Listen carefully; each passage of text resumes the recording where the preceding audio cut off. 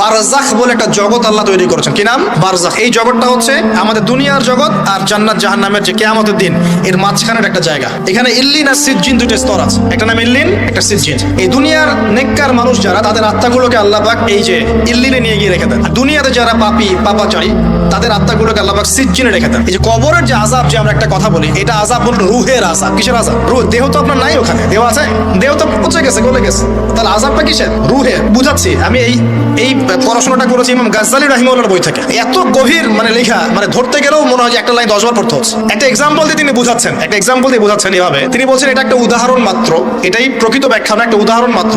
বোঝানোর চেষ্টা করছেন তিনি এভাবে যে আমরা যখন ঘুমাই, অনেকে ভালো স্বপ্ন দেখেন না? ভালো স্বপ্ন দেখে আপনার কাছে ভালো লাগছে, খুব মজা লাগছে না? স্বপ্নের মধ্যে আপনি কি ভালো ফিল করছেন? মাশাআল্লাহ ভালো লাগছে, ঘুরছেন ফিরছেন খাচ্ছেন। যখন কোনো খুব ভালো আপনি একটা স্বপ্ন দেখেন, আপনার কিন্তু ভালো লাগে। আপনি স্বপ্নে ঘুমন্ত অবস্থাতেই আপনি স্বপ্নে বাস্তবের ফিলিংস পাচ্ছেন, এমন হয় না?